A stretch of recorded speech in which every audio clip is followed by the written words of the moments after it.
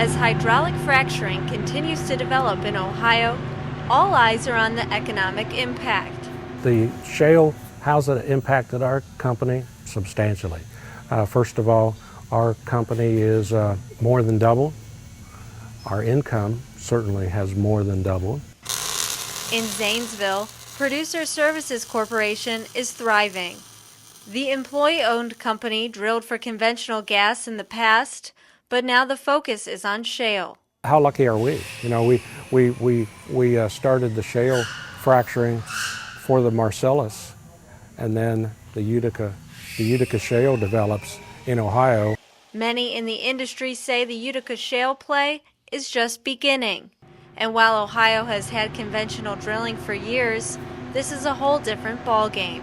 The reserves on a standard conventional well might be 100 or 200 million cubic feet of natural gas. In this case, we're talking about reserves in the 8 or 9 billion cubic feet natural gas. So they're much larger wells, and they flow at much larger rates with much more pressure. And that's the reason we see a lot of very large producers who have not normally operated in Ohio coming into Ohio, because they're seeking very large production that books on their balance sheet very large natural gas reserves, and essentially costs very large amounts of money to get to it. These reserves are located in eastern Ohio, often in rural areas, where the industry's presence is now unmistakable. This has made a difference in once depressed areas like Carroll County. Starting in 2011, when they drilled the first wells, life has started changing here. It is now much more a very robust area. Things are happening all the time. New businesses have moved to town.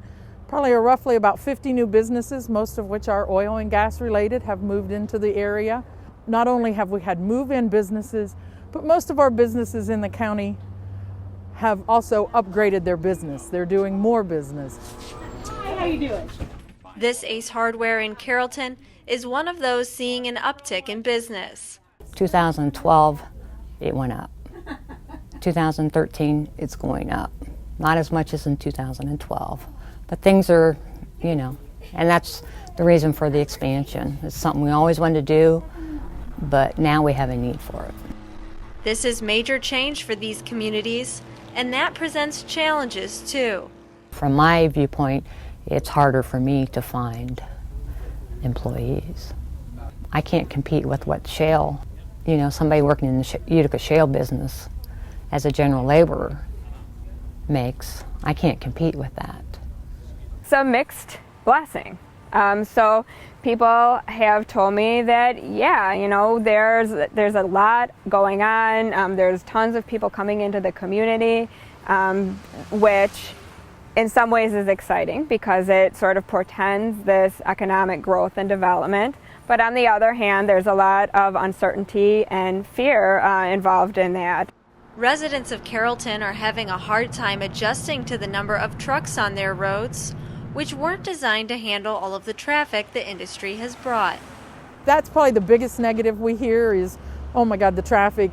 Don't even think about making left turns. You want to go around the block and make all right turns because left turns are especially difficult. Many of the new shale-related jobs are construction positions, creating the infrastructure for the industry. That includes temporary work building pipelines and processing plants, like this one in Mahoning County. On a day-to-day basis, we have 300 contractors here on site building this facility. After the construction's done and we go into the operations phase, this place will be maintained and operated by 12 people.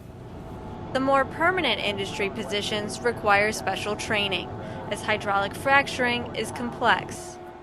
Right now we're drilling a Utica shale well, and we're currently drilling in the lateral at approximately 15,000 feet. I'm a petroleum engineer, degreed petroleum engineer, so that's where I got my education, and then from on-the-job experience and everything. These small communities aren't equipped to fill all of the industry's needs, including housing. Because of the existing amount of transient workers that we have, you know, they can't all stay in hotels. One, we don't have that many.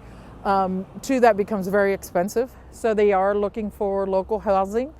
Our rentals have risen. That is a down, one of the backsides, I guess, is the rental rates have gone up considerably, which makes it difficult for some of our local, especially low to moderate income folks, to find places to live affordably.